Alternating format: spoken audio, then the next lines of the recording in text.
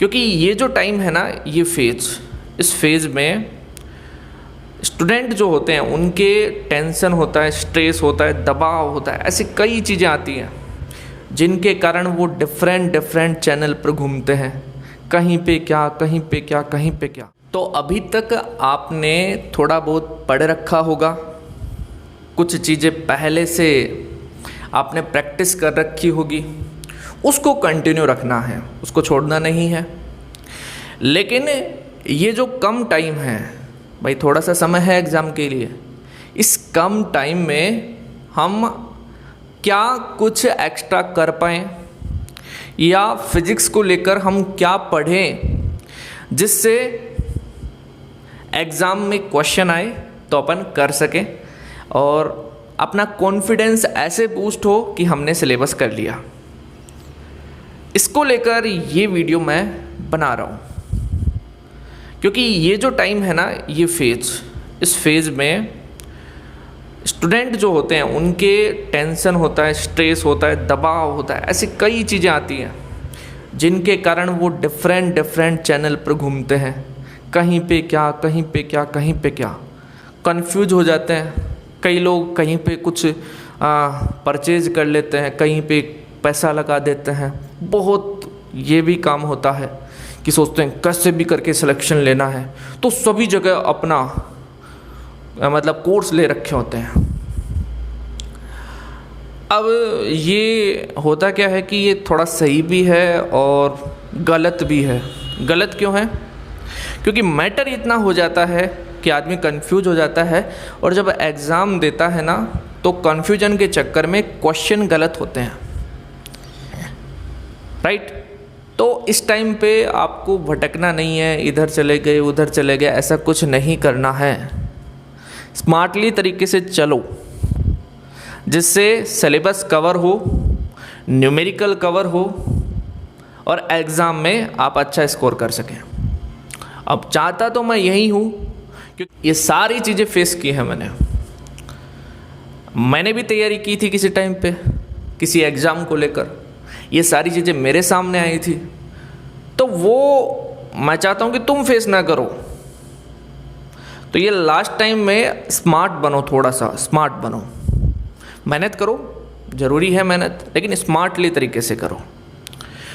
तो इस वीडियो में मैं आपको 5 टिप्स बताऊंगा जिसके थ्रू आप अपने फिज़िक्स के सिलेबस को स्मार्टली तरीके से कर सकते हैं और एग्ज़ाम में 30 क्वेश्चन में से 20 से 25 के बीच में आप सही कर लेंगे, इस तरीके से चले तो, राइट।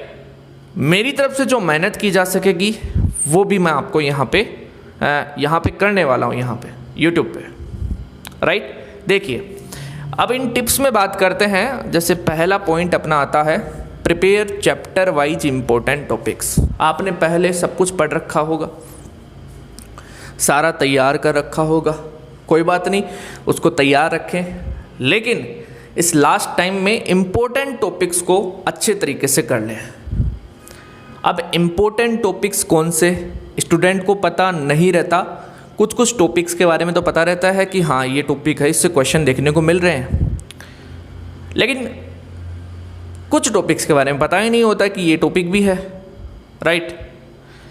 तो इम्पोर्टेंट टॉपिक्स तैयार करने हैं। अब ये इम्पोर्टेंट टॉपिक्स मैं मेरे एक्सपीरियंस के आधार पर आपको बताऊंगा, जो मैंने देखा है एग्ज़ाम्स में। जैसे क्वेश्चन आते हैं, उन क्वेश्चन को ध्यान में रखते हुए आपके लिए इम्पोर्टेंट टॉपिक्स मैं बताऊंगा चैप्टर वाइज कि ये चैप्टर है, इसके इम्पोर्टेंट टॉपिक है, ये 4-5 है, इनको आप अच्छे से तैयार कर लो, इनसे क्वेश्चन देखने को मिल रहे हैं। और ज़्यादातर क्वेश्चन आते हैं, उनको तैयार कर लिया और क्वेश्चन आया, सही हो गया तो बल्ले बल्ले है, मज़ा है फिर तो, राइट ना। चलो मैं चाहता हूँ ऐसा ही हो, राइट। सेकेंड टिप की अपन यहाँ पे बात करते हैं, solve 5 numerical on each important topic. एक चैप्टर है और एक चैप्टर के हमने 8 टॉपिक इम्पोर्टेंट लगाए, मैक्सिमम 8 टॉपिक इम्पोर्टेंट लगाए। तो प्रत्येक टॉपिक पर 5 न्यूमेरिकल कर लो, कर सकते हो तो, लेकिन मिनिमम 2 से 3 न्यूमेरिकल तो करने हैं। मैक्सिमम 5 न्यूमेरिकल कर लो प्रत्येक इंपॉर्टेंट टॉपिक पर। मैं सारे की बात ही नहीं कर रहा, इंपॉर्टेंट टॉपिक की बात कर रहा हूँ।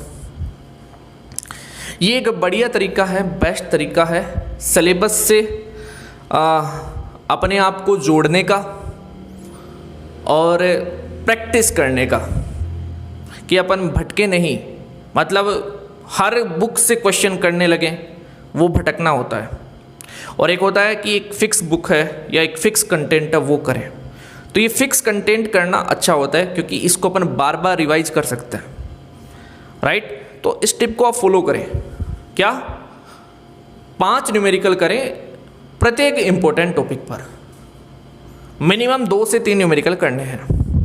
और ये दोनों मैं आपको कंप्लीट कराऊंगा। मैं ऐसे सोच रहा हूँ कि जो इंपॉर्टेंट टॉपिक मैं आपको बताऊं उसके 5 न्यूमेरिकल भी मैं आपको करा दूं, जिससे शायद आपकी हेल्प हो जाए, राइट। चलिए देखिए, थर्ड पॉइंट की बात करते हैं, थर्ड टिप की बात करते हैं, वो है make formula sheet of each chapter. आपने पहले पढ़ा है सारा चैप्टर, तो उनकी फॉर्मूला शीट तैयार करने में क्या जाता है, कर लो तैयार, फॉर्मूलाज याद हो जाएंगे। इंपॉर्टेंट टॉपिक पे प्रैक्टिस अपन करेंगे। फॉर्मूलाज तो सारे कवर होने हैं, क्योंकि फॉर्मूलाज जो बाकी के अदर फॉर्मूलाज है वो यूज होते हैं ना, राइट ना। इसलिए प्रत्येक चैप्टर के फॉर्मूला शीट अपने को तैयार करने हैं, और ये मैं आपको यहाँ पे करा भी रहा हूँ। यूट्यूब पर फॉर्मूला शीट तैयार करा रहा हूँ आपको, आप उनको तैयार करो या फिर रिवीजन के लिए देखो। जब भी टाइम मिले आप उनको देख लो, रिवीजन हो जाएगा। क्लियर? चलिए फोर्थ टिप की हम यहाँ पे बात करते हैं, और ये है try to revise on daily basis. Best, क्योंकि अपन रिवीजन करते नहीं हैं, पढ़ते जाते हैं, रिवीजन छोड़ देते हैं, तो ये गलती है अपनी। रिवीजन नहीं करेंगे तो भूल जाएंगे, भूलना नहीं है यार। तभी तो मैं ये सारी चीज़ें बता रहा हूँ कि इंपॉर्टेंट टॉपिक करें जिससे भूले नहीं, फॉर्मूला शीट तैयार करें, तो रिवीजन करें डेली बेसिस पे। Revision 15 minute, 20 minute, 25 minute, 30 minute का रिवीजन के लिए आप निकालो, प्रत्येक सब्जेक्ट के लिए निकालो। लास्ट टाइम है, इस टाइम में अपन ऐसे ही कर सकते हैं, राइट। चलिए फिफ्थ अपने पास टिप आती है, प्रैक्टिस अगेन एंड अगेन।